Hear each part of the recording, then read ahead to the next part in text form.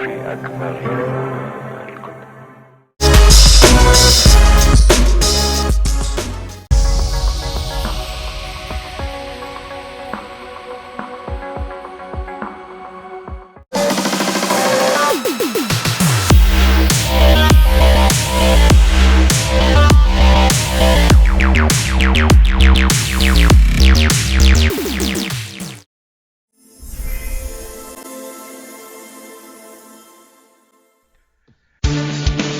Congratulations, you have found the Lambcast, the official podcast of the large association of movie blogs, also known as the Lamb.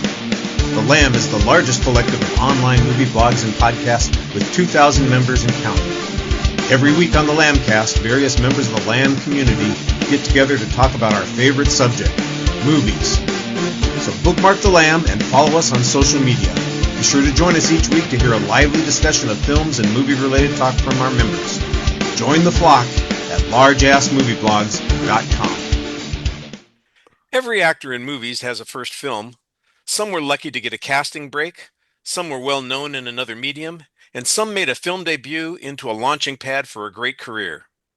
Daniel Day-Lewis, Adam Driver, Emma Stone, Meryl Streep, they all started somewhere, but which ones hit it out of the park on their first time at bat? Who took over the screen and held it for their first film and all the subsequent ones that they've made? These are the performers that if we were seeing them in their first film, we might very well say to them, "Glad to meet you." Hello, everyone, and welcome to the Lambcast. I'm your host, Richard Kirkham, and today we're introducing you to some stars that you already know. But before we get to the film stars, let me introduce to you the stars of today's podcast. First up is five-time winner of the Lambcast draft polls, the co-star of Two Black Guys Talk About Godzilla, and Out Now with Aaron and Abe, Aaron Neuwirth. Welcome back, Aaron. I'm proud to have the honors that I've received at this podcast, and I'm proud to be here. It's Richard, you send me a trophy every time I win a draft, and I appreciate every one of them. They're made of chocolate, so they melt. But for that brief period of time when they're on my mantle, I really like I like seeing them in the shine. Well, the gold wrapping on them you can kind of keep and maybe mount it on a It's frame. It's just like a small weird puddle. And also starring in this week's podcast, having made his debut on the Lambcast more than a decade ago, our old friend and frequent guest, Howard Casner. Hey, Howard. Oh, God, did that long ago? Yeah, time flies when you're having fun. Yeah, thanks for depressing me. Well, I hope you guys aren't going to be too depressed talking about a variety of actors and actresses who've made their debuts in film really count. I've asked our guests to bring a list of acting film debuts that launch careers almost immediately. Why are some debuts more important than others? Who stood out and why did they stand out? These are the questions that we hope to provide some answers for, so let's get started. We'll alternate as we go along so that everybody gets a chance to participate, and I assume there'll probably be a little bit of overlap here and there, but that's okay. Aaron, you're up first. Who's your debut, and who do you think mattered the most on their first performance? Okay. This is a fun topic. I like this a lot. And just to delve into the logic for my list that I have here, I'm not going to get through all of these, but I wanted to choose actors that really not just hey, it's fun to see them in the background of a scene, but ones that this is their debut film and they made an impact because of it. And specifically ones that didn't have an entire TV backlog beforehand. So they weren't already known for something that was okay, look at all the stuff they've done in this other genres or other mediums, but and now oh, now they finally did a movie. So I try to be pretty fresh with each one of these. So my first one, the one that immediately came to mind right away, is Frances McDormand in Blood Simple. The Coen brothers, the Coen brothers debut film, which I think is a wonderful debut, one of my favorite modern auteur debuts of all time. I think Frances McDormand, this is her very first film. I think she's terrific in this movie. It's such a wonderful performance from her, where she's playing this, the kind of the wife of Dan Hedaya, who is he's an asshole, and she's cheating on him, and Dan Hedaya hires a private eye to spy on her and John Getz, and things kind of get more complicated from there once murder becomes involved. And the authority she has as the film kind of moves forward, especially particularly towards the climax, Like at first, you just kind of see her, and she seems like a normal woman. She's having an affair, but it is what it is. And over time, you see her kind of rise to the challenge of looking at Dan Hedaya. She gives a big kick in the nuts at one point that like everybody feels it just the way it's shot. And then by the end of the movie, there's this just tense showdown between her and Emmett, what's his name? Emmett Walsh. Walsh. Thank you. And there's this just wonderful, like this wonderful shot that I always loved. And my mom was a big fan of this too. She was a huge Frances McDormand fan. Where she's standing in like a doorway, and there's just the way she's like she's the way she's silhouetted, and there's just this sort of authority she has that I really really love that just kind of shows like what kind of an actor she can be. And then later on, she has just this wonderful like exit line in the movie that if you've seen it, you know what I'm talking about as far as just what she's going through and what's going through her head, even though the whole series of events that's going on is sort of a misunderstanding of sorts. But it's just a great like debut that obviously pays off. I mean, she's a a three-time Oscar winner for Best Yep. Actress at this point. Like it's not for lack of trying afterwards. One of which being again for Fargo, another Coen Brothers film, her husband at this point, Joel Coen. Um, and no, I've always thought Frances McDormand was just a terrific actress throughout her entire career, to the point where I like the idea that she's maybe upsetting Meryl fans because of the number of Oscars she's actually won and the variety of performances she's given over time and what have you. But Frances McDormand, Blood Simple, that's my first pick. I think that's an excellent choice, and it's another one. Like Howard said, he thought of it, so did I. I wasn't planning on choosing her to talk about, but I think that Blood Simple is first of all, it's a great debut film for the Oh Coen yes, brothers, also. Although yeah. they kind of were associated with an earlier film too, but I think this was like you said, that last sequence with Emmett Walsh on the other side of the wall is just Hmm. fantastic, and the way she plays it is really effective. And obviously, she was. I mean, Emmett Walsh is a character actor who'd been around for years, and John Getz is fine, and Dan Hedaya are good in their roles. But if you're watching that movie, she's the one who stands out in the movie, especially in the last half of the film. Hmm. For sure. Well, Howard, who's your first choice for a standout debut performance? Well, I actually have a theme. Okay. I'm listing actors who made their debut in film noir. Perhaps not that big of a shocker. Okay. It'll also be a little game because I'm not going to tell you who it is till the end, but you'll probably figure out most of them, if not all of them. But my first one, for years, this actor had a successful stage career in appearing in every type of play, including Shakespeare, and he refused any film roles till he was 61, where Hmm. in 1941 he made his debut in The Maltese Falcon, Here we go. Sidney playing Gus. Greenstreet. Yeah, playing Casper Gutman, a gay man with a gunsel in tow. He was an immediate sensation, earning an Oscar nomination for his first film. His chemistry with Peter Lorre was so strong they appeared in 9 films together, 3 with Humphrey Bogart. He retired from film in 1949, probably due to health reasons, and then played Nero Wolfe on radio for a number of years and died in 1954. He really made a splash, and for a character actor like that to go on, often playing lead roles, is quite remarkable, I think, even for that time. And he is really good in The Maltese Falcon.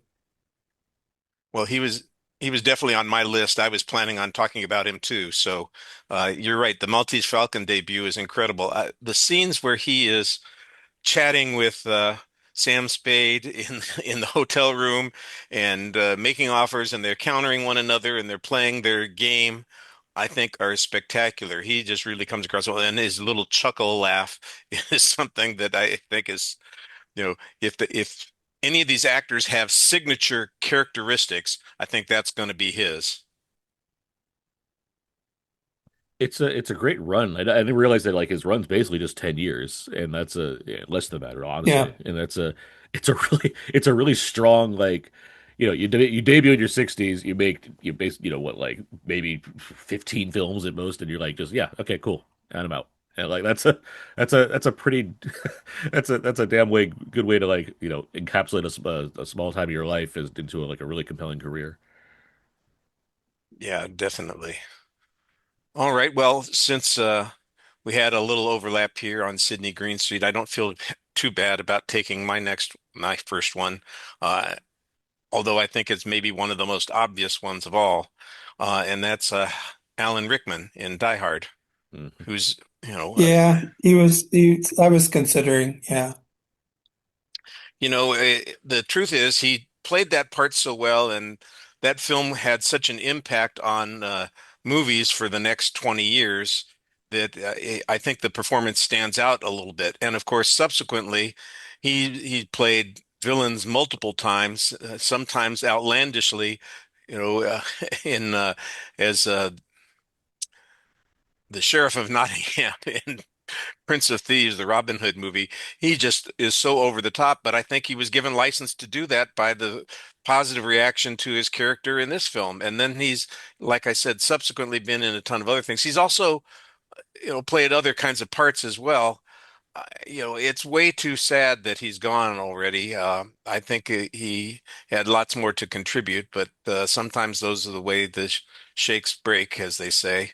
Um, but I think you would say that if you were trying to think of an acting debut in the last 40 years that really stood out and say that's their first film, that Alan Rickman in Die Hard is one everybody would think of.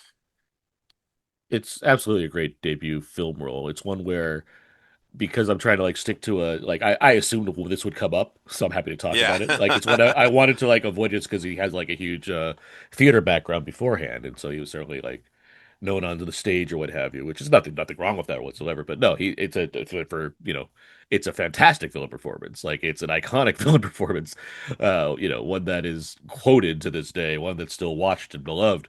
And then he goes on to yes have a terrific career in a variety of different kinds of roles, and obviously he becomes Professor Snape in the Harry Potter films, like another iconic role that he'll always be remembered for. It is a shame that he's passed. He's 69. Like, yes, that's somewhat young, but also at the same time, it's like he wasn't. But no, he's a terrific actor. Made a Yeah, great I don't first think film. most people realize that Die Hard was his debut. He feels like someone who's been around forever before that, and he Hmm. was on stage and television. Um, he enters the pantheon of actors who should have received an Oscar nomination but never did, like um, Edward G. Robinson and Myrna Loy and Marilyn Monroe. Yeah, someday we're going to do that show, by the way. Oh, People who okay. never got nominated and should have been. And I think Alan Rickman will definitely be on my list.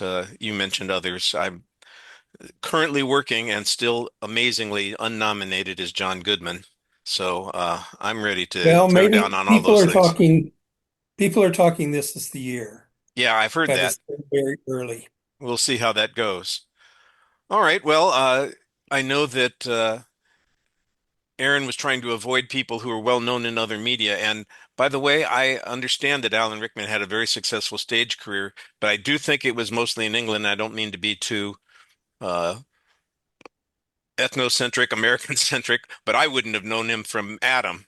So when the performance popped up here, it was definitely somebody new to me that I'd never heard of. Yeah, Oh, for sure. Yeah. I would skip Barbara Streisand, who was a huge success, but in her Yeah. first film, she won an Academy Award, but everybody knew who she was before she made a movie. I don't know that everybody knew Alan Rickman, but I think we've got good themes going on here. So, Aaron, we're back around to you. Who do you have next that you wanted to talk about? I'm I'm like deciding. I That's have okay. yeah. There's like three obvious ones for me, and I'm trying to make sure I'm sticking to this regimen of like how popular were they before they did anything else. And the one that I think I'm gonna go with right now, God, there's a lot of theater in there, but, okay, I'll go with the other one. I'm gonna go with Eddie Murphy in 48 Hours. Um, Was where that really yes, his first film? Yeah. yeah, yeah, Oh my God, he's like 20, Alan 20, Rickman. 21 years old. Like It just doesn't seem like he's that would be his first film. yeah, like obviously he's breaking out in you know in stand up, and he had a bit of a bit of Saturday Night Live, not like a ton of it at that point, but like he had some Saturday Night Live. Um, but yeah, 48 hours. Um, it's because of like the kind of the amount of fame that followed versus that first performance he gives in a movie, where it's like it's just staggering. Like he was a superstar in the 80s. Like he was like the you know the pretty much the best stand-up comic out there, the person people most wanted to see on TV when it came to Saturday Night Live at that point, and the guy that was just dominating movies. By the time when he gets to Beverly Hills Cop, that becomes just a sensation as far as the kind of hit that it was, let alone the other films that he was making, good or bad. But yeah, 48 Hours is I mean, it's all of his young energy in this great performance as a counter to Nick Nolte. I'm not even a huge fan of the movie 48 Hours. I think it's fine. I think it's a solid proto buddy cop movie. You know, with a cop and a thief put together for to solve a case or what have you. It's Walter Hill. It has action. It has its share of comedy and its share of pathos in the characters. But Eddie Murphy, it's particular one scene where he has to pose as a cop and just like control the entire room, and you just see the kind of which I believe is That country mostly bar scene. Yeah, yeah, the that's country bar scene, and it's I believe it's mostly improv what he's doing in there, and you just see him just the way he's commanding not only like the scene as far as the other actors are concerned, but also just the movie's drive at that point, and you just see what he's bringing to that, which is something he'll go on to do in other movies. Beverly Hills Cop in particular, as Axel Foley, he gets a lot of those scenes. They really capitalize on what he's able to like create in the moment and his spontaneity. But he's such a live wire presence, and as a good counter to Nick Nolte's the kind of character he plays in that movie. It's terrific, and yeah, I mean it would once again reap many rewards from the in for the future of his career as far as just becoming this massive global sensation um, for multiple decades. Yes, he's had his slow periods or what have you, but like you don't look at Eddie Murphy and not think if this guy was a massive superstar for a good long time. yeah, like you said, I think this is a debut that really hit hard, and you knew immediately this guy was going to be important in the movies and be a success.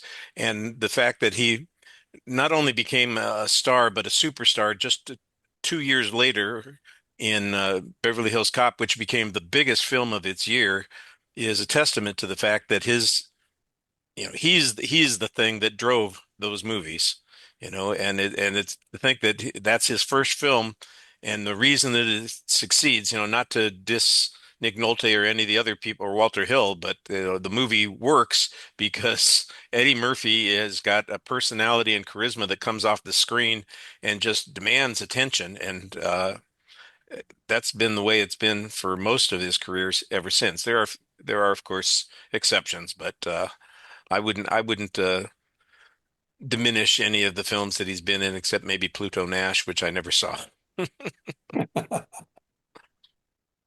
Well, Howard, what's your noir choice next? Well, this is someone who was also a stage actor and had little intention of entering film until his friend Lauren Bacall recommended him to Hal B. Wallace. He debuted in the Barbara Stanwyck movie The Strange Love of Martha Ivers, where he was electric and stole the movie. Can you imagine stealing a movie from Barbara Stanwyck? I think she'd stab But you. he did. He claims he helped end the blacklist with the film Spartacus, giving Dalton Trumbo screen credit. And he continued making one interesting film after another until, like Around Cast a Giant Shadow and His Paris Burning, and after that, his films became less and less interesting, though he never stopped working. And this is, Kirk Douglas? yes. Yeah, no, I didn't realize that that was his debut film at all. I was looking at lists of debut films, and I totally went over that. I didn't realize that at all. I was thinking he had been in something before that, but he's terrific in that film, and he's had a very important career, and obviously, uh, his he's had a generational impact on Hollywood as well. So you get some credit for that too. And I know that actors. I'm afraid they age out of certain kinds of parts, and they don't always transition well to others. Uh, I do remember when the last film I saw before he had his stroke was what was it? It was the one where they were all greedy people, I think it is called. And Yeah, Yeah. and what Broderick is in that, I think, right? yeah, and it was a broad comedy, and he was not the lead, but he was an important character in the story. So he was still active in films, before he became mostly incapacitated for the rest of the year. He did recover quite a bit and was able to do some other things, but he had a very distinguished career, and you know, yeah, you're right. How do you outshine Barbara Stanwyck? That's a pretty impressive But he did, I mean, he just accomplishment. jumps off the screen. And it's not that great a movie. It's a very entertaining noir, but there he is, and he just really goes for it. Greedy with Michael J. Fox. That's There what it I'm is. looking at. There Not it not is. greedy people, but Yeah, greedy. Yes. That was 94. I think that yeah, came out. Yeah. yeah. It's a '90s movie. Oh, Kirk Douglas, great pick. Yeah. Very nice. All right. Well, my next pick is again one of those performances that jumps out. It resulted in an Academy Award nomination for the debut performance, and it's a part that was, had a great twist in it, and it's a fairly recent one as Oh, well. I know who you're going for. There you go, Edward Norton Yes. in Primal Fear, Yeah. and I don't know. As far as I know, nobody had heard of him before, except maybe people who were affiliated with his theater background and schoolwork. But the film, when he shows up and he's playing opposite Richard Gere, and he's playing this duplicitous character, but we don't really know that he's a duplicitous character until two-thirds of the way through the film, and when the twist comes, it's like, holy criminy, he was that impressive. And I think when you make a debut like that, it's easy to see why people would want to follow up and work with you until people start working with him, and apparently it became less desirable. I understand he's a little bit difficult, but still A very little bit. accomplished. Well, that's what I've heard. I I've don't want heard to be a he's a rumor monger, but I've heard that there are people who, will not work with him or don't want to yeah, work with him. yeah. And But he's uh, worked continuously over the years. He's been in film projects that have been very commercial in nature, a lot of specialized projects, things that he's kind of taken over, and I don't want to I say mean, that it, he's stolen I, them from other people, but I'd he's argue put that his kind of imprint on it. it ended where like in the like late '90s, mid 2000s, he was still a hot shot actor. Everybody liked this guy. Thought he was the best actor out there. He could Yeah, work with De Niro and Marlon Brando and everything like that. And at that point, he had a big ego about himself. Since then, he's calmed down. Like you don't hear those stories anymore about him. yeah, which is good, good. You know, He's largely plays supporting characters these days. Also, like he's not really a yeah. lead in many movies anymore. Well, he had a supporting actor nomination just a year ago for the Bob Dylan Bob biopic. Dylan and Birdman and yeah. Yeah. He's a Wes Anderson guy now. Yes, and that was one of the things I was going to mention. I've become a Wes Anderson fan, and I know that I'm going to get an Edward Norton performance if there's a Wes Anderson film coming, because he is part of that stock set of characters that they have. And I'm glad that he's still working. And like I said, I don't want to pass on rumors too much. I just heard that he was difficult, but it appears that he's also very successful and very competent. So I'm glad that he's working, and I think he did good work in the last couple of things that I've seen him in. Well, Aaron, the circle has come around to you again. All right. I'm gonna go next with Jamie Lee Curtis in 1978 Halloween. Um, Jamie Lee was, she did some TV here and there beforehand, but nothing that like made her. I think stand out as being like, oh my God, this Jamie Lee Curtis, you got to see. Like, but she does have this terrific performance in John Carpenter's Halloween. The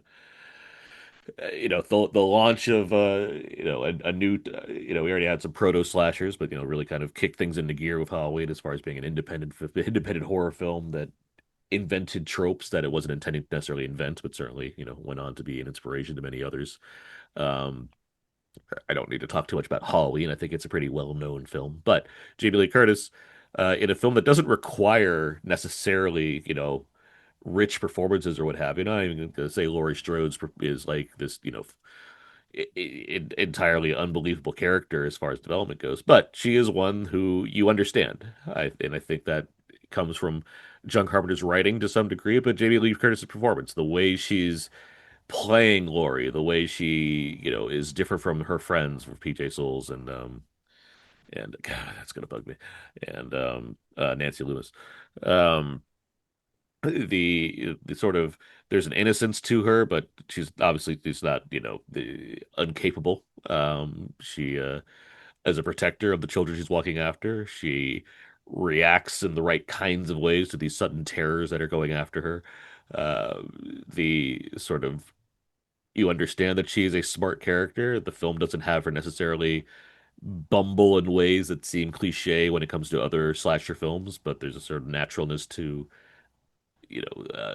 this happens, therefore I make this move kind of thing. It all works. I mean, it's a performance that helps, along with Donald Pleasant exasperatingly narrating and giving exposition to things that are going on that could potentially happen because of this monster that's coming to Haddonfield. You have Jamie Lee Curtis who's grounding this film in some sort of reality, and so the terror when it does arrive, you feel it because you're with her, and I think it's a terrific performance on her part. And she would go on, obviously, to, do multiple decades of acting in all kinds of genres: comedy, drama, more horror, and obviously she just recently won an Academy Award, so it's certainly paid off as far as her presence in film and what she's been able to do since.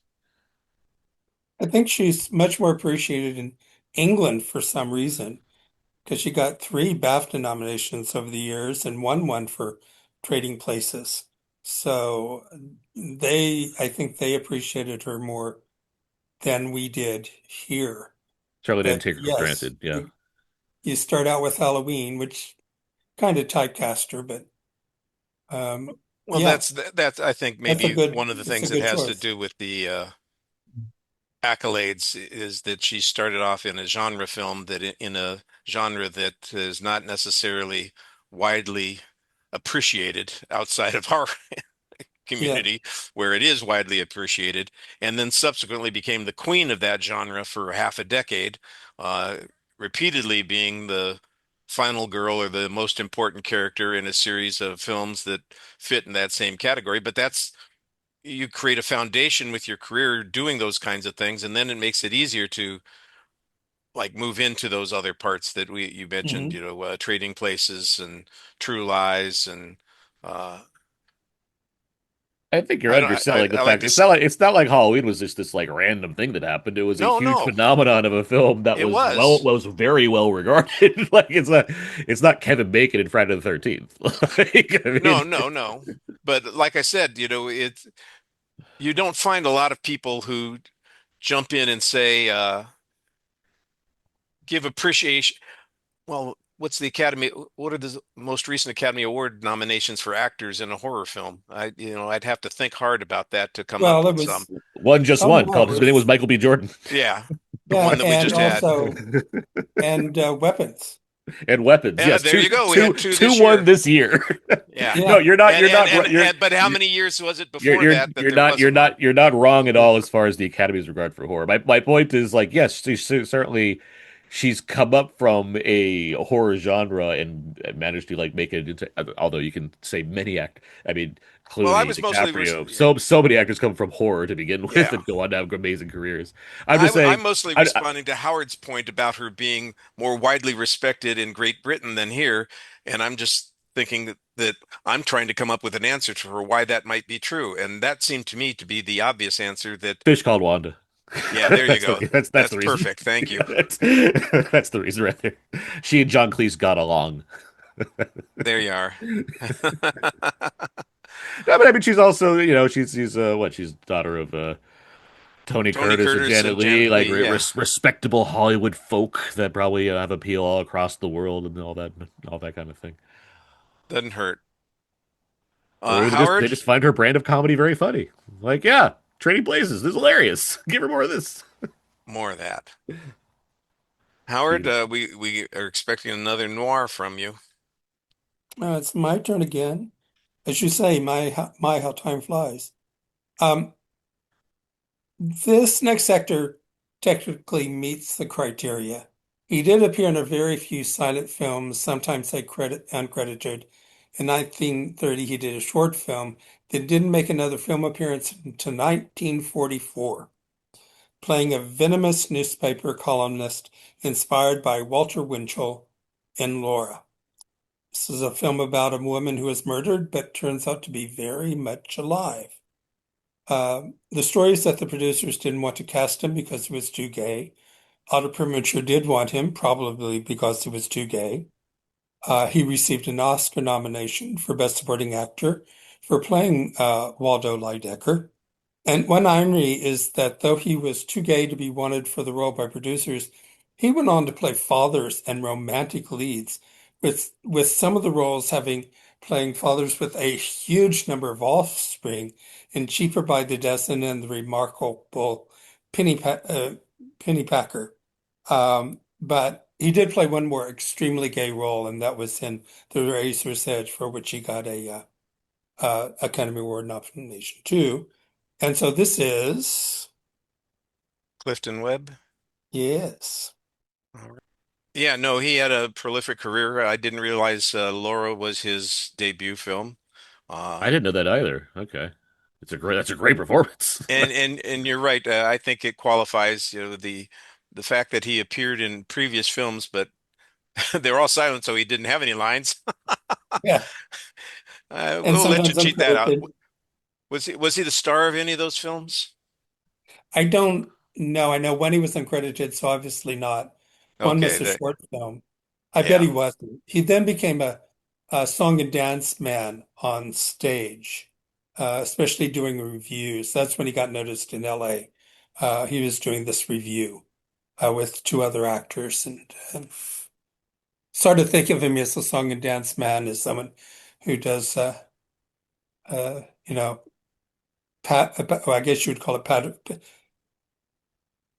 just soft shoe dancing. Hmm. Yeah. Yeah, no, it's he was a good character in that film, and you're right, he's been in a bucket load of other things, and Waldo Lydecker. That's one of my favorite movie names. isn't that a great Yes, name? it is. Yes. He's a deck of lies. Uh-huh. Can you spell it though? Oh, oh, Lydeckecker. All right, in the only, spelling bee, Howard passes. Can you use only it in when a I'm in sentence? a bathtub. That's the only time I can spell it. Yeah. Well, my next choice is, another one of those ones. I don't want to say it's cheating a little bit because he did have a background appearance in another film, but he didn't have any lines. He was not a star. He was basically a background character. And his name is Michael Douglas, but you don't know him as Michael Douglas. You know him as Michael Keaton in Uh-huh. Night Shift. Oh, that's right. Changed his name because you can't have the same name as another actor in the guild. And he's in this movie that was directed by Ron Howard and starring Henry Winkler. And it was not Ron Howard's first film, but it was a film that had a big budget, a much bigger budget than he had had with his Roger Corman films. And Keaton comes into this as a co-star, and he steals the movie from everybody. He's got a great character line. He's got a great personality. His charisma pours off of the screen, and within less than a decade, he's playing Batman, and has had a lot of success. Now he's had up and downs in his career when it comes to major films, but he's always been good in the things that he's appeared in.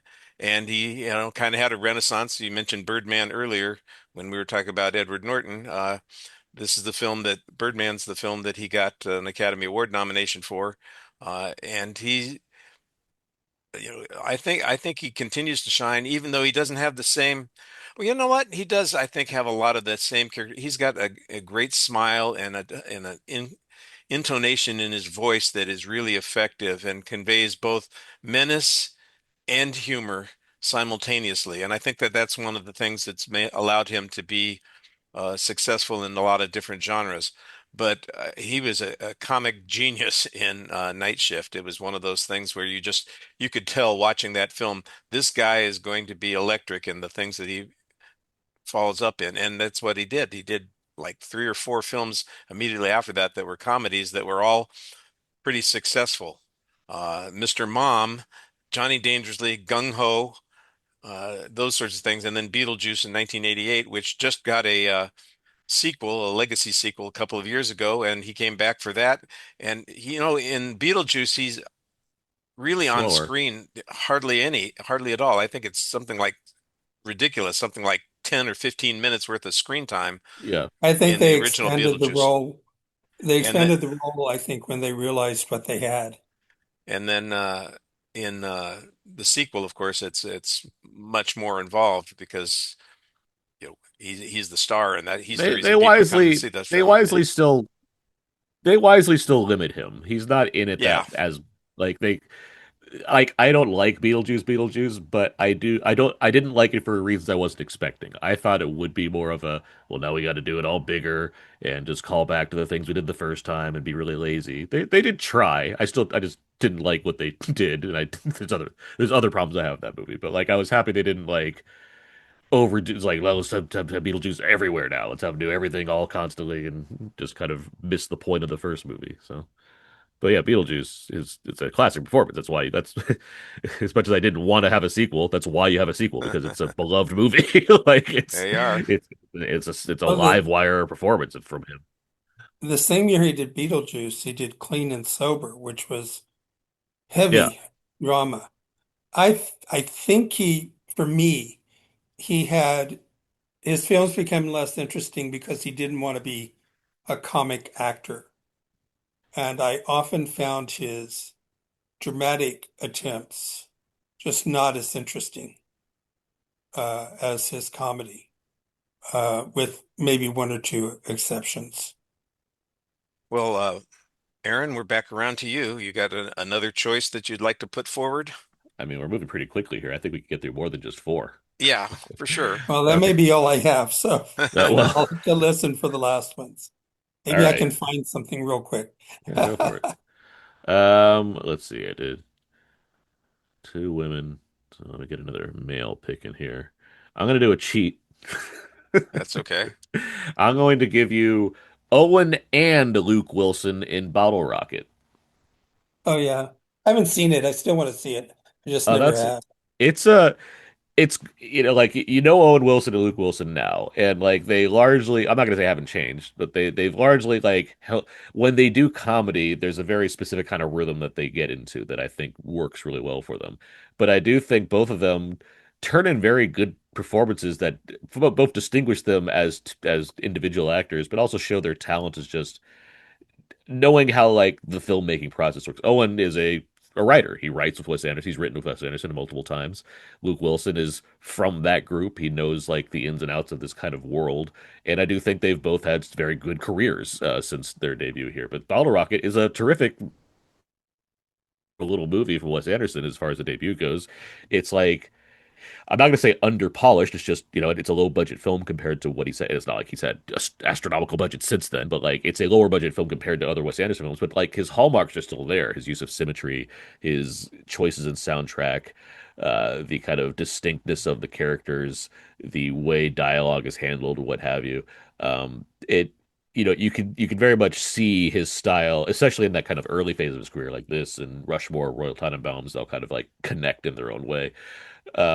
It's all kind of there. And with Owen and Luke Wilson, Owen Wilson is playing. He's the wild card character by comparison, as far as the kinds of character he's playing. This guy Dignan, who like is very impulsive, and he has this big plan for how they're going to be career criminals, and he's like laid out this 100-year plan of like what they're going to do with their lives as far as robbing and becoming involved with other thief rackets and what have you. Where Luke Wilson just like he's friends with this guy, and that's it. Like he wants to be encouraging. He doesn't want to like rub anyone the wrong way, which is kind of like, especially this period of Luke Wilson, it's the kind of character he usually plays, the guy that doesn't want to rock the boat.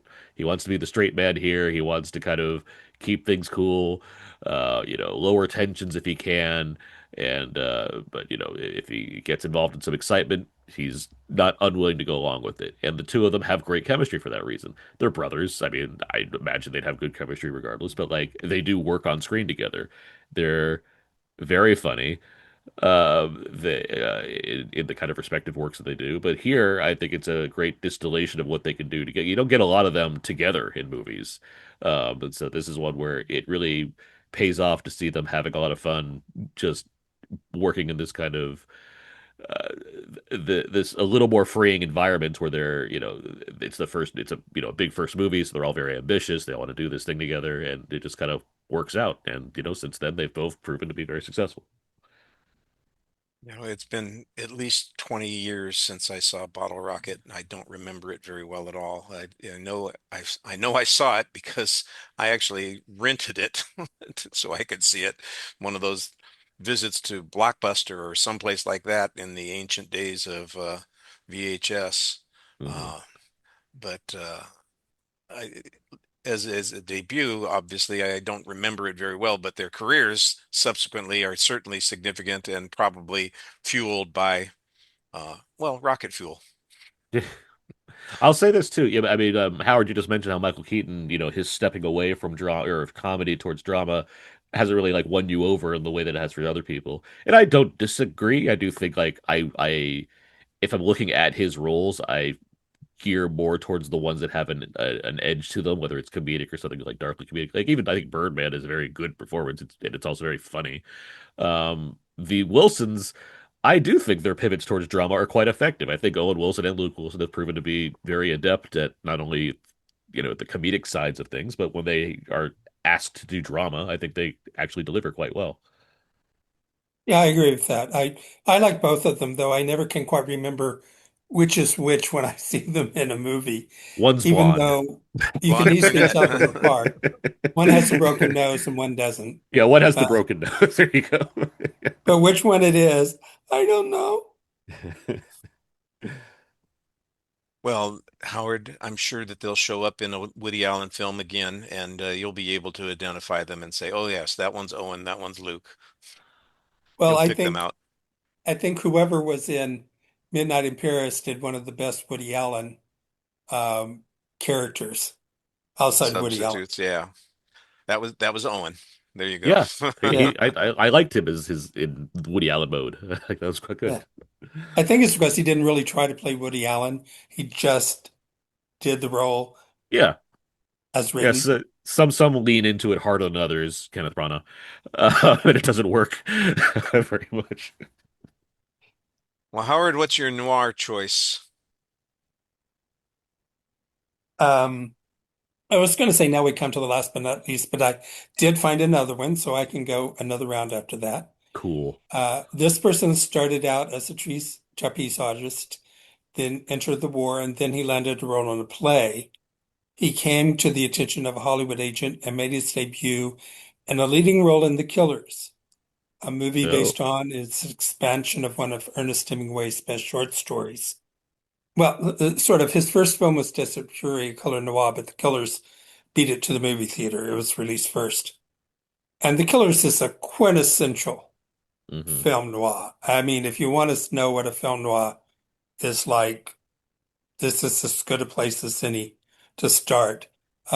He was also an ambitious actor. He would make a pop culture film followed by a serious art film, with the irony that the art film would at times be more successful than the pop culture film.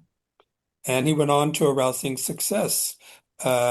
He made, I think, like 9 films with Kirk Douglas. I didn't write it down. How awful It's of me. something wild like that. Yeah, yeah. Yeah, and but then he in the 70s became he began making fewer and fewer interesting movies, though certainly with exceptions.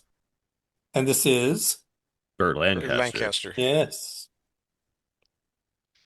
Yeah, I it's interesting because you have the two films that you mentioned, and one was made first but released second, and I didn't realize that The Killers was first into the theaters, so that makes it work for us for this particular one, and that's a good film, and subsequently, he had a very, you know, how do He has you a fantastic criticize? You career. can't criticize a career like that. Burt Lancaster, he did win an Academy Award. He's a producer of films. He had a successful career. He aged gracefully. I know that you said there were less interesting films as he went on, but both Atlantic City and Field of Dreams, I think, are good, Local Oh capstones hero. for his yeah. career. And Local Hero is great. Yeah, he became what they call an actor who played major supporting roles, Yeah. which is a very good thing for you to do once you become that age. He was really good in The Leopard, the Italian film, as well as 1900. So yeah, I don't want to diminish him in any way, but yeah, like many actors, older they get, you know, It does Yeah. happen. it's a shame. Yeah.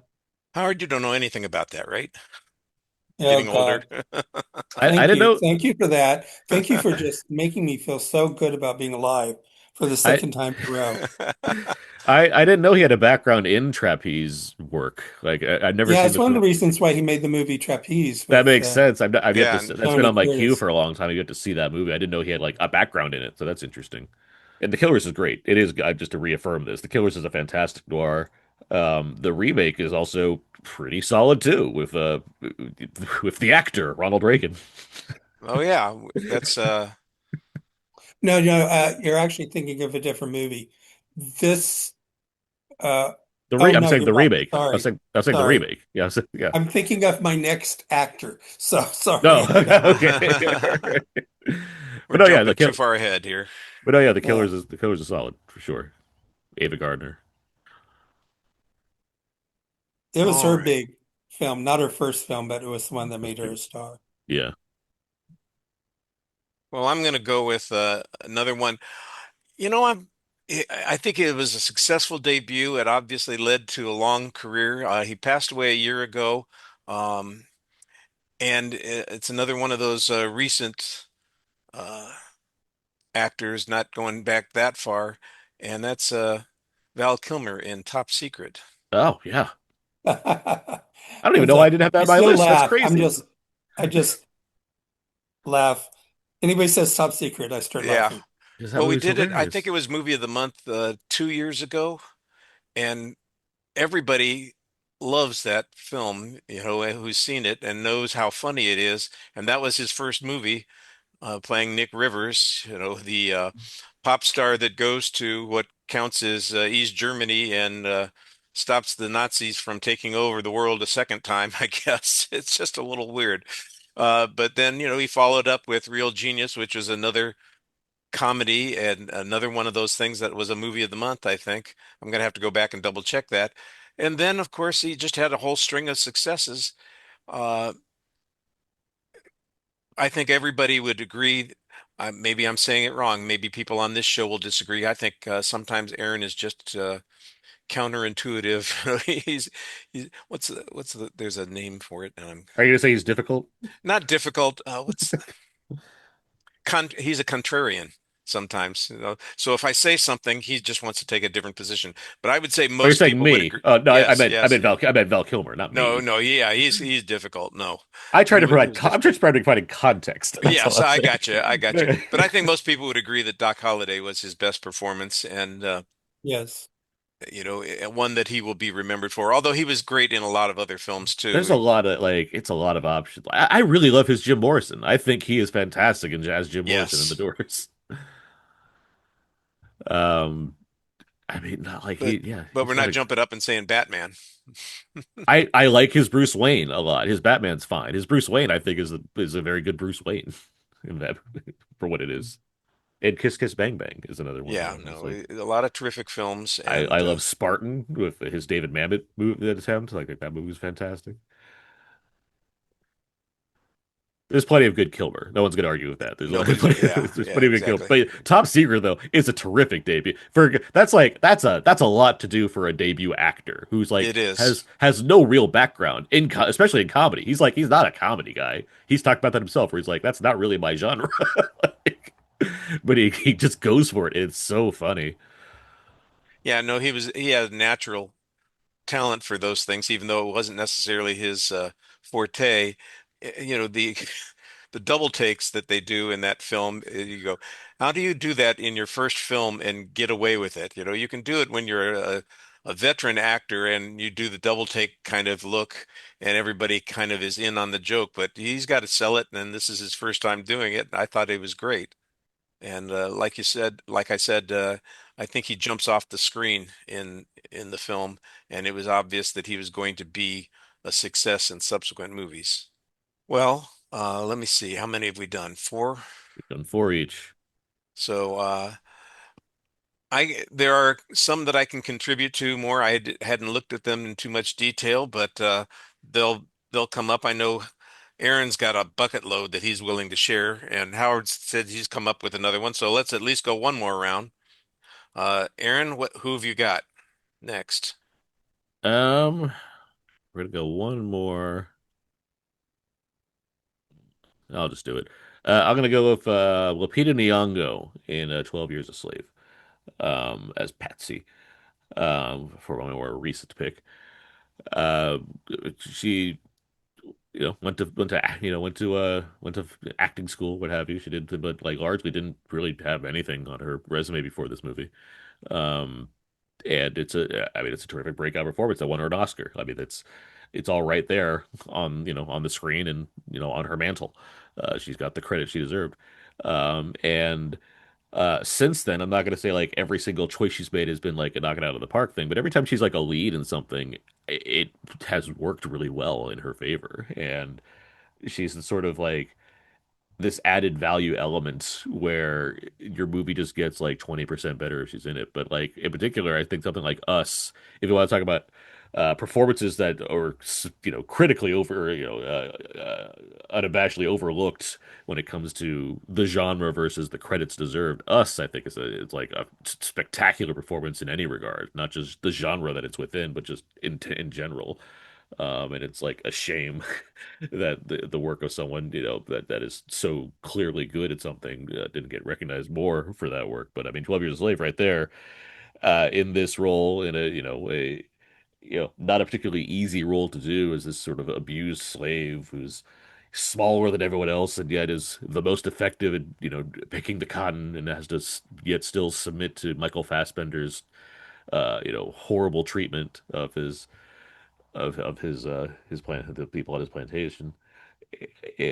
She's putting in the work. It's a very sympathetic character. It's something that's it registers the way it does. And I I I the way Steve McQueen makes that movie, because he's a person from the UK making a film about slavery. I always think there's like a sort of a separation that makes it a little more, I don't want to say palatable, but there's something the way he does it where I can watch that movie without like feeling the worst I ever feel compared to some other movies as far as how they kind of depict things based on what directors involved in. And that's one where like I can really take in the performances and observe them and look at like how good the work is, because I'm not feeling like I'm too oppressed by the nature of the subject matter on display. And Lupita Nyong'o is just absolutely terrific in that movie. So, She is terrific in the movie, and it is a debut that is quite incredible. It was one of the ones that I was considering, and I'd already thought if we have to go on and add some more of these debut performances to our discussion, she was the next one I was thinking of, so that uh, works. But I do think that her subsequent filmography is a little spotty. Like you said, there are a couple of things that stand out. I am not a fan of Us. I found the movie completely laughable, but that was not because of her. She was fine in the movie. I did not care for the film at all.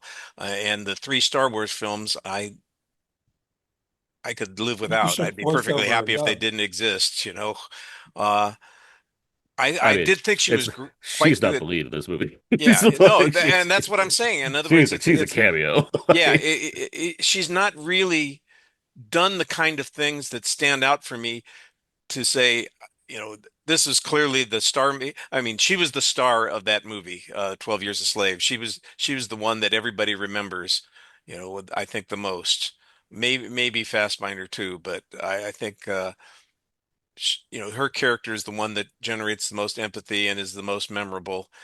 I'm just trying to think of something that she's been in subsequently that has had the same kind of effect on me, and I can't looking at her filmography, I just don't see something that jumps out like that. So I'm not dissing her. I think she's very good. I'm just trying to look for something that indicates that we're going to get a continued impact from her in film. And I'm gonna say you don't have to like it, but Us was a massive success. I no, mean, no, it like, was a success. It was a success. And so so was was A the I Quiet agree Place Day with you. One, which so was A she was Quiet fine in Place as and well. the Wild Robot. And she's also, in the Black Panther movies. That she's in the Black Panther movies, But yes. but again, those characters are you wouldn't call them featured performances, I don't think. Well, she's a supporting character, Yeah, but yeah, she's not Black Panther. yeah. No, no. So Howard, did you said you had another one? That's right. Uh, this actor's debut was one where he got an Oscar nomination. He's known for the lines, "I wouldn't give you the skin off a grape," or "Dames are no good if you want to have some fun." He's known for his sociopathic giggle and for this wonderful scene where he ties up an old woman to a wheelchair and pushes her down the stairs. He started out as a radio and television and stage actor. I think he's very good in films in which he plays bad guys, but they tried to make him more of a traditional leading man, and that didn't always work. He had a successful career, but you know.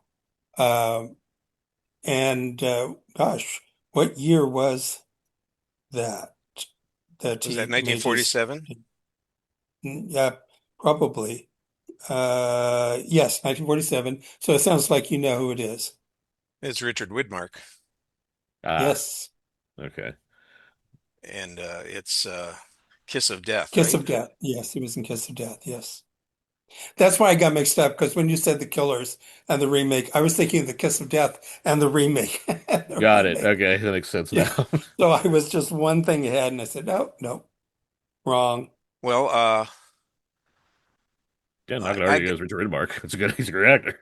yeah, no, he's terrific. I've liked him in a lot of things. In his later career, he got a lot of those parts where, we just have to have the evil businessman in the background, responsible for something, or a military guy who's out of control. Uh, But he so- also is but he like, was he's one good. of the best things about St. Joan when he was playing the Dauphin. Um, surprisingly, surprisingly that he's good. But for me, when he's in things like Judgment of Nuremberg and The Alamo and Yeah. things like that, I just don't find him as, or the incident, I just don't find him as interesting. Well, I'm trying to see who see is interesting enough to spend some time with, because there are a lot of these film debuts that are fun and interesting, but not necessarily something that I wanted to spend a lot of time talking about.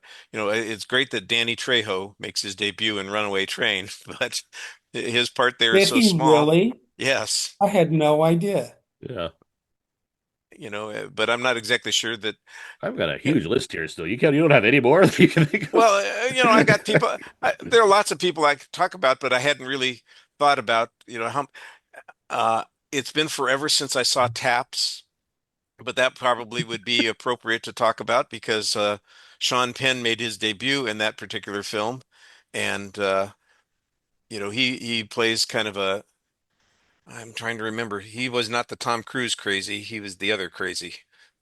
Uh, Sean Penn crazy. yeah, Sean Penn crazy. Like I said, it's been forever since I saw that film. It came out in 1981, I think, and that's when I saw it. I don't think I've seen it subsequently.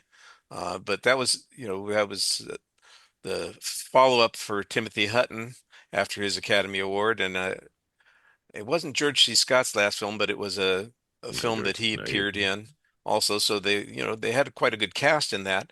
I just, I wish I could remember Sean Penn's role in that film a little bit better. And I do remember that there was something that made an impression. And of course, subsequently, he's been in a ton of stuff that everybody, I think, admires. Spicoli being the high apex of his career. Was Tom Cruise, was Taps also Yeah. Tom Cruise's film was debut? not his I debut. no, No, no, not his debut. I think his No, debut was okay. Endless Love. it's Endless Oh, okay. Love, and then like what is it? Losing It is like right after that, Yeah. around there too. Yeah, these like small roles, like outsiders. Yeah. Yeah. All right. Well, Aaron, you want to throw in another one for us? You want to throw in stuff or to start like listing some things? Yeah, why don't you just list some instead of going full bore on them? Let's talk Yeah. about some that are kind of fun without necessarily going into depth on them. Unless you want to, we can always follow up on something. That's perfectly Well, like fine. one key one is Brad Dourif in One Flew Over the Cuckoo's Nest. I mean, that's a Yes. fantastic performance. I mean, it's Academy Award nominated, and Brad Dourif would go on to be one of our most disgusting character actors. I mean, like, he's terrific in that movie. Though I just watched the four because I finally watched my 4K that came out for One Flew Over the Cuckoo's Nest, and it's such a great performance. This guy who's just, he's basically pushed into this institution. He's stuck there because a horrible nurse is just like the worst to him, and the just the tragedy of that character, I think, is so just it's so hard to try like to take in to the point where even Jack Nicholson's like, what the fuck? This is terrible. Yeah. But no, that's a wonderful performance. Um, I didn't like because it's like Annie. She's in Annie Hall, but like it's like half a second. But Sigourney, I don't think a lot of people realize that Sigourney Weaver's debut is Alien. Like, I mean, that's like that's another spectacular performance in a horror movie, no less. But like one of the best movies ever made. I mean, like, and she's terrific in it. I mean, she's and like a surprise as like a surprise lead, right? And at a point where Right. I think like Tom Skerritt's going to be the guy to handle all this, and by the end of the movie, everybody's dead except her, and she has to get rid of the xenomorph, um, and survive robot rape from Ian Holm. Like she's got a lot to do in this movie, um, but I mean, she's terrific here. Haley Steinfeld in True Grit. Yeah. Um, Blows the other performance what's her name? Kim Darby. Kim Darby out of the water. I think this is I mean, speaking of Coen brothers, once again, this is such a great I performance. think Yeah, everybody in the remake blew everybody in the I agree. original Yeah, out of the water. I'm not a huge the original True Grit fan. I think it's Yeah. like, yeah, that's a movie that happened. But this one is it's so good. And I'm so, like, it's so fun that that's like the Coen's like biggest hit movie, True Grit. Like that, there's like, yeah, all right, let's like we won our Oscars. We made our very esoteric Jewish guilt movie. Let's like make a big like splashy blockbuster film with remaking True Grit. But let's also make it like the most hardcore PG-13 you'll ever see with the way people are getting treated in that film. But Haley Steinfeld, she came to play. She's got Jeff Bridges and Matt Damon right next to him, like using all that dialogue, and she's like, "Okay, I can do that too," and she crushes it. She's so good in that movie. Um, Speaking of young people, Tatum O'Neal in Paper Moon. A terrific performance, and she gets a good performance out of Ryan O'Neal, no less. So, I mean, that's like extra plaudits right there. But no, I love I Poor it's Ryan very just sitting there, takes a shot. um but no, she's very good. Like the back and forth they have, the way Bogdanovich shoots the film, and her interactions with O'Neill and um what's her face Madeline Kahn. Madeline Kahn. Thank you, Madeline Kahn. It's a wonderful performance. Um, Obviously like lots of stage or whatnot, but Orson Welles and Citizen Kane's a pretty good performance, I would Yeah. say. Like Yeah. that's a notable one. He kind of does the job there. I'll just run through some of these. Anya Taylor-Joy in The Witch. Um, no idea of her beforehand, and I mean that's a not an easy performance again with the Yale English language that choices that they're having to make and everything. She's very good there. Barkhad Abdi and Captain Phillips. Here's a guy who I I yeah, I I had him until I went for all film the noir. noir, yeah. So because it's a Yeah. really like I look forward to seeing if he gets like more stuff to do. Like he's been in a few things here and there, but like, and I get No, that he's it's a been a very lot. He's been constantly working, yeah, for sure. but in He's things I'm not familiar with. yeah, like he has a resume at this point. He's in Good Time with Yes. Robert Pattinson, which I think he's quite good at. But like he's such a specific kind of actor to put in something, and so it's like Yes. I was like I'd like to see more for him in the future. But he's very good and kind of like I watched that recently again too for the first time since I first saw it. It's like no, this is a great performance. Like he's really has to hold his own here in a number of ways. Um, let's see. Robert Duvall in To Kill a Mockingbird, another very like he Yep. had a lot of theater beforehand, but I mean, it's Duvall, and he's Boo Radley. I mean, and iconic literary character come to life as this blonde weirdo played by Robert Duvall. And it's Hey, very Boo. good. Um, Kate Winslet in Heavenly Creatures, Peter Jackson's film. Terrific performance there. Her and Melanie Linsky, I think, are very, very good. Um, Jason Schwartzman in Rushmore, another Wes Anderson pick. I mean, I think he's that's a very specific performance that I think has paid off well for him. And he's become a Wes guy, obviously, but he's done a lot of his own things. He's an artist in his own right. I believe, a musician as well. Dev Patel in Slumdog Millionaire. I know he was on what the Skins show on in Right. the UK. But I mean, as a debut like film performance, I like Slumdog quite a bit, and I is a big part of why I really like the kind of energy he brings to a very energetic film, given Boyle's direction. Bruce Campbell in Evil Dead, of course, he had to fight not only Deadites but multiple bookshelves that followed on top of him. So I mean, that's always a struggle, and he was able to pull it off the best he could for years to come. And he's everyone's a lot of people's favorite B movie actor. And I think we all wish the best for him, given his recent cancer diagnosis, but because I think he's so beloved, I think that's why you hear such an outpouring of of hope for what he's able to handle.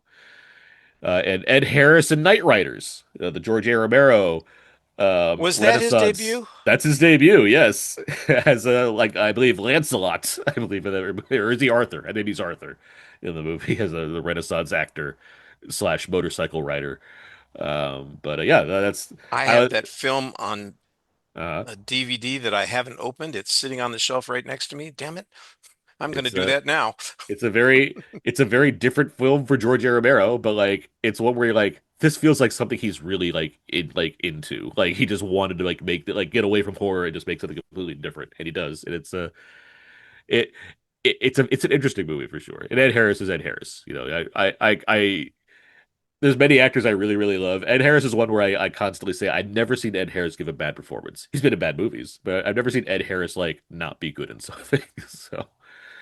Yes, but Uh, his wife beat him to the Oscar. Yeah, that's why he sat on his hands. That'd be funny if he did that. That would have been a good bit if he sat on his hands at the Oscars. Matthew McConaughey in Days of Confused, um, a role where you're All like, right, all right, all right. in any if there was any other person that played this, you might be just you'd be like, this guy's disgusting. He just hangs around young kids, but somehow Matthew McConaughey's like, I like this guy. Like this guy makes it work. I don't know what he's doing with his shit mustache and his weird hair, but you know what? He's making it work for me. And lastly, Natalie Portman and Leon, the professional, a young girl in a very heavy performance. So there you go. I'll That's throw a in two more real quick. mhm.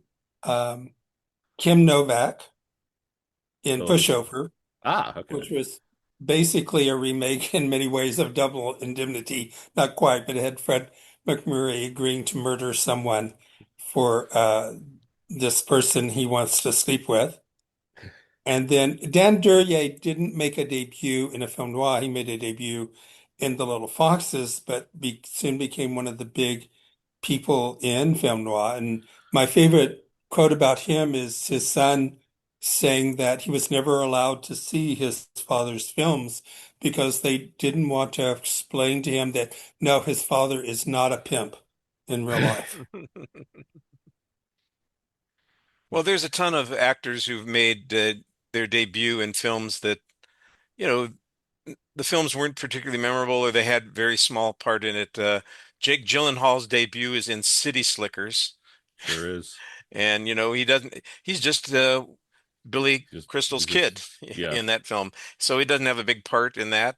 Um, I have not Meryl seen Streep is in Julia. Yeah, I haven't seen Clown House, which is Sam Rockwell's debut film. I'm sure he's a victim of some horror film trope that's going on there. I have seen Benicio del Toro in his debut, Big Top Pee-wee, There you go. Huh. and Um, you know who was in Critters 3, was it? Or Leprechaun DiCaprio. something? who is it? DiCaprio DiCaprio. is in DiCaprio, Critters yeah. 3. Yeah. And who was in Nightmare on Elm Street? Aniston's Johnny Depp in Johnny Johnny Depp. Depp's in Elm Street. was Yeah. Nightmare on Elm Street, and I I think I mentioned before that I've gotten hooked on watching stupid reaction videos. Watching people Oh watch yeah. movies.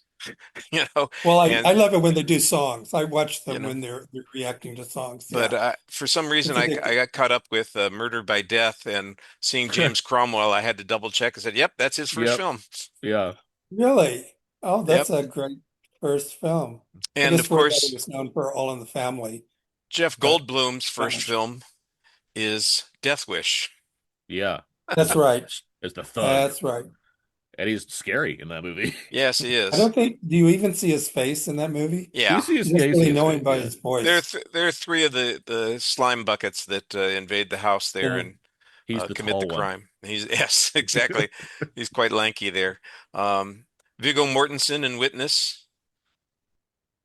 Yeah, it's one of the Amish guys. Yeah, and of course, I haven't seen Grizzly 2: Revenge, but George Clooney has it proudly placed on his filmography, next to his Academy Award. There's a few people. It's Like like, the Return of the Killer Tomatoes. yeah. Yeah.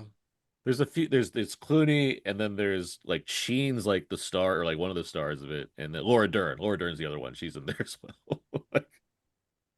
So everybody has to get their start someplace, and sometimes those starts aren't all that positive. They're a little ignominious, but we found, I think, a few that are certainly deserving of their subsequent careers, and I'm glad that you guys came and talked about them today. I think that's been a lot of fun. We're going to wrap this part of the show up, and we're going to take a quick break to hear from a fellow Lamb Podcasting Network show, and then we'll be back with our exit question of the week.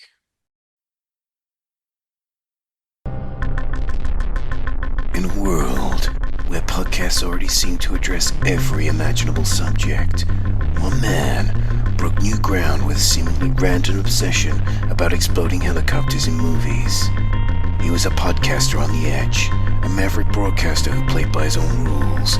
Now, he has a last chance to talk about the strange way helicopters explode in film. Exploding Helicopter, available on iTunes and Podomatic now. Think you know about chopper fireballs? Think again. All right, welcome back, everybody. The exit question of the week is basically just inspired by the guests that we have because Aaron has been on the show regularly. He's, like I said, a five-time champion, and Howard is a veteran of the show. I think he and I started on the Lamb about the same time. I don't remember. I'll have to check and see who was on first. I know. Second base. But both of them have long histories with film and are deeply entrenched in that in the subject that brings us together on a weekly basis. And it suddenly occurred to me that I want to know more about all of my guests. And so the question that I have for you is a pretty simple one, but it's also one that's a little challenging. What movie have you seen that changed your life in some way? Most of us have seen movies that have altered us emotionally, or we have a lasting memory of them. But some films might direct you in a different direction. You see a film and suddenly you want to be a doctor, or you decide that I can direct because I can do a better job than that person, or you just see somebody who's in a role, then you say that's a character that I empathize with, and I'd like to be like that person. There are a lot of those kinds of things. We hit a role or a film, and it's life changing. So I thought I'd ask these guys what films have been life changing in their lifetimes. So Howard, I'm going to ask you to start. Have you got a film that you can say this changed your life in some way? Yeah, I was just trying to figure out, did I want to go, did it change my life artistically? So yeah, I was torn between, do I do something artistically or something that affected me intellectually? And I decided to go intellectually. And it's not really a surprise to Richard. I'm sure that I'm an existentialist. So I decided to go with The Law of Ventura, which is Hmm. a film by Michelangelo Antonioni. It's about a group of people, especially a man and his girlfriend, who go to an island on just on a pleasure cruise, and overnight she disappears. And they hunt for her and they hunt for her and they never find her. And we never find out what happened to her in the movie. Did she die? Did she just run away? What actually happened to her? And eventually the man starts an emotional relationship with the woman's sister. So basically, this woman that says the movie says you have to live in a world that ultimately makes no sense and that you don't have answers to it. And the only thing you can do is just keep on going.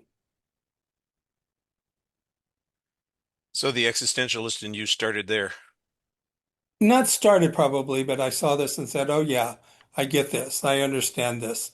It was very sort of, it did well with critics, while at the same time, people were walking out of it at Cannes. Because it is a bit deliberate in pace. What year did So, it come out? You know? um, 1960. Yeah. So I didn't see it in 1960. It's That might have been a much little later. early. Yeah, I understand that. There Yeah. you go. Well, good. All right. I don't know the film at all. It sounds interesting, and I can see why it would have an impact on you.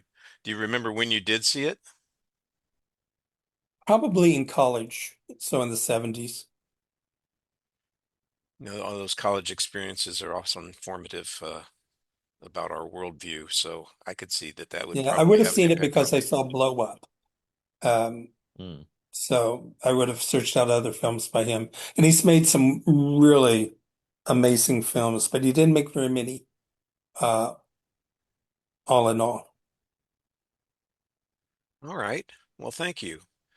Aaron, how about you? Have you got a film that was life-changing for you?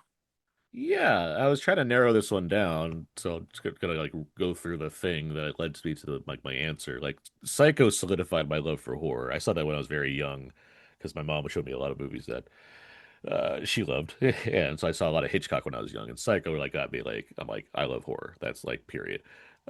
Jaws changed my life as far as it doesn't matter how big the body of water is, there could be a shark in there. That's just how like I have a pool. There is no discernible reason to think that there'd ever be a shark in the pool that you can see completely through because it's very clear. And yet when I go in the pool and I look underwater, I'm like, there could be a shark in here. I don't know. It's just that's the effect. Like I love the You don't water. swim in the pool without the light on at night, I right? don't swim without checking. Like I love the ocean. I love the water. I love swimming in the water. At the same time, Jaws because of Jaws, I'm like there could be a shark in there. I don't know. That's possible. So you've got shower and ocean f fears because If of I'm your if I'm movie taking a experiences. bath if I'm taking a bath for some reason, I'm like check make sure there's not a shark here. Let's see. Star Wars is like an obvious. I don't want to choose Star Wars. It's like it's Star Wars. Like I mean, Yeah. it just like it does something to you for many kids. So my big choice is L.A. Confidential. L.A. Confidential, to date myself, that's me when I am 11 years old. Um, and it's Yeah, Like, rub it in, rub it in. I'm sorry. I was trying not to do that, but I mean that's just like where it is. Where it's a like I already loved movies. I loved watching movies. Loved going to the movies. And it's like and even like the idea of like analyze or like kind of taking in movies on a different kind of level than just the sheer enjoyment factor of them. It was already something that was kind of brewing within me. I think because of things like Jurassic Park, where it's like I had the book that had like storyboards and all these kind of cool stuff or whatnot. But like something about it like Confidential the way it was constructed as far as having like all these speaking parts, having a a very tight screenplay despite being very sprawling. having to tell a story from a number of different angles, having certain twists in it as far as like who you think your lead character is and where things are going, and then things change around. Villains that suddenly emerge, uh, realizations based on plot machinations and the understanding of certain scenes from different angles. Like there's just so much in that movie that kind of caught me off guard as far as what I was taking from it and how I wanted to interpret it and how I wanted to suddenly start looking at film from a different angle more consciously than I had been doing so far. That's one where I really responded to. Like I love LA Confidential. It's not necessarily my favorite movie of all time, but it's certainly like within that very large list of favorite movies. But I think it's one of those like in this period of time in my life where I'm growing up to becoming more of the person I'm going to be. That's a one that I tend to think stands out as a very formative film for me. All right. Uh, I think that's an interesting choice. I'm surprised that your family took you at 11 years old to see It LA was a rental. Confidential. That was a Oh, VHS okay. rental for sure. That was-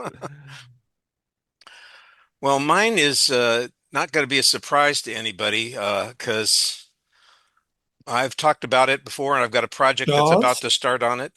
Pauly Shore's Jury Duty. That's it, jury duty. Uh, Uh, is it Jaws? No. no, it should be. Jaws is a seminal movie in my existence, as I've said many times, and I've spent more time probably writing about Jaws than I have any other single film. But if I was going to be talking about a film series or a character, this is the one that I've spent the most time with. It's obsessed me since the time I first encountered it. I'm apparently easily addicted to certain things. In college, I got addicted to Dr. Pepper, and boy, I'm the 50 pounds extra that I'm carrying around as a result of that. Uh, I just, you know, somehow it became part of my life and I had to have it. Uh, I'm a huge Kiss fan. The first time I went to a concert, I said, this is my jam. This is what I'm interested in. I'm enjoying the hell out of this. Uh, in politics, I watched the things that were going on in 1968 and I became fascinated with all kinds of political issues. And I followed politics fairly closely since then. So it's easy for me to get hooked on something. And the thing I got hooked on in 1966 was a double feature. So it's actually two films. My older brother took me to a re-release of Goldfinger and Dr. No. Oh, Oh, okay. And Now, yeah, now I get it. I have been a Bond fanatic ever since. And I I'm not the I think of I'm probably the biggest Bond fan that most people know, but I know that I'm not the biggest Bond fan in the world because I haven't devoted as much money and time to collecting ephemera, paraphernalia, memories, and books. But I've got plenty that rest on my shoulders, and I've repeatedly seen every one of those films, read all of the Ian Fleming books, read all the subsequent books multiple times, and I've devoted hundreds of hours to writing about the Bond films, and I could visit a Bond film any day of the week, any time of the day, and do so on a regular basis. And it's probably a formative characteristic. I've said it before. In From Russia with Love, Tatiana Romanoff showing up with that black ribbon around her neck, and that's all she's wearing. If there was ever a moment that was formative in a person's sexual identity, that was it. I'm going, oh wow, what is that?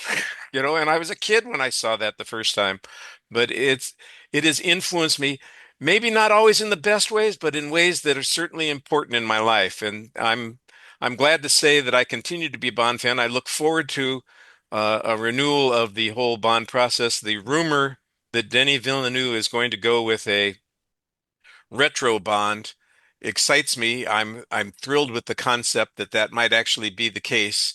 I would be yeah. happy to go back into that, time period and see these films done as period pieces. Uh, because let's face it, the Bond character really originates as a, a character from the 50s. It's Cold War that's going on there, and the world's a lot different place nowadays, and the more recent Bond films had to invent different kinds of threats, understandably, but the original threat from the Iron Curtain, and then subsequently, the invented threat of Spectre have been, influential in my life, so to speak. I think I love Bond. I think the second you go retro with Bond, it makes it less special.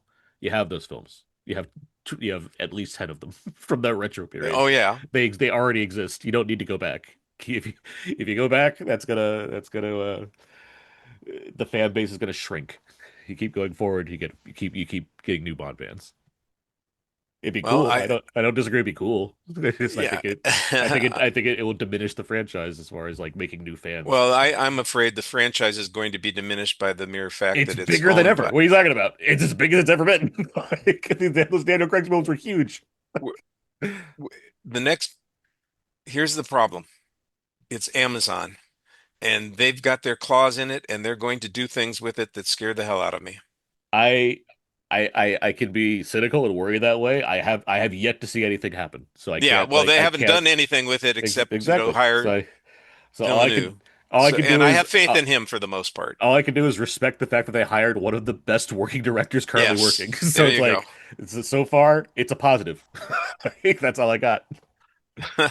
When they make the Money Penny spin-off movie, then you can worry about things. But Thank you. until that happens, like I'm just gonna keep hoping for the best. I hope for the best, expect the worst. Some days you're blessed, some days you're cursed. Let's But I see love which way Bond. we're going to be. I love Bond. I love that choice. That's great. I had a James Bond themed bar mitzvah. I mean, Bond's Excellent. always been a part of my life.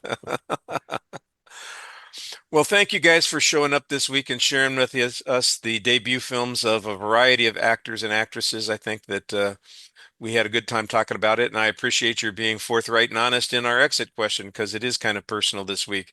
I want to give you a chance if you've got anything that you'd like to promote to take that opportunity. Howard, I know your pop art isn't particularly active, but have you been doing something else that maybe people could turn their eyes and ears to? No, I'm sorry, not really.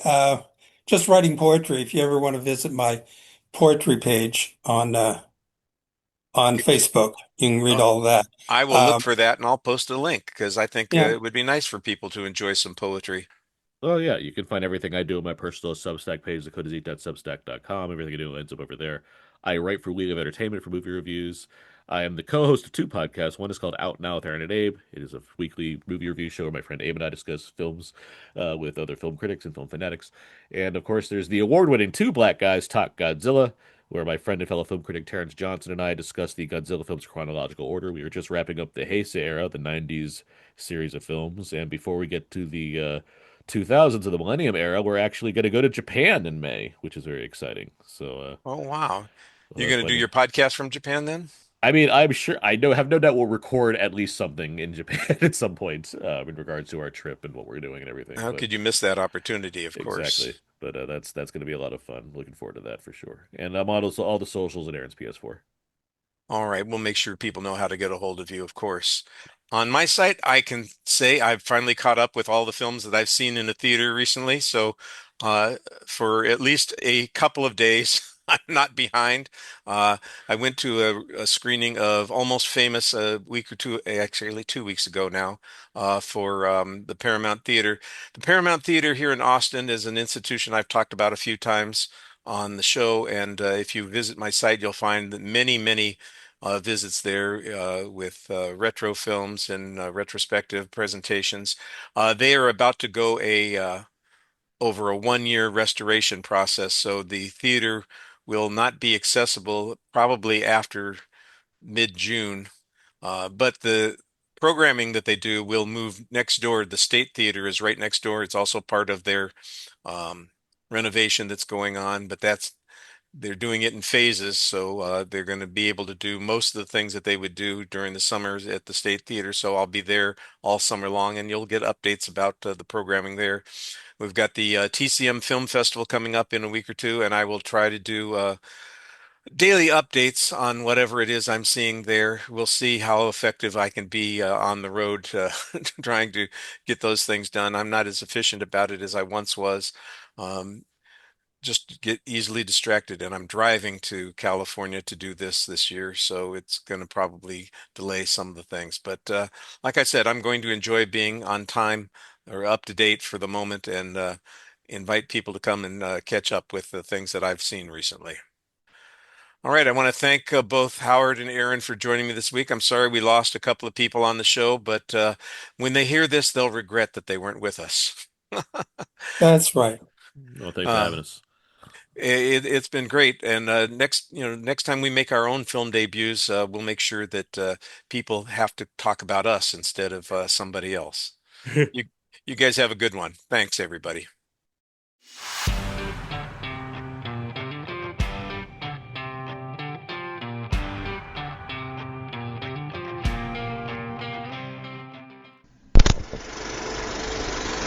You've been listening to the Lambcast. If you have an idea for a show or would like to join us on the Lambcast, contact us at largeassmovieblogs.com. Find us on Facebook, just search for Lambcast, or on X, formerly Twitter, at Lambcast. And you can find us on YouTube as well. The Lamb site can be found at largeassmovieblogs.com. We'd also love it if you would leave a review on iTunes.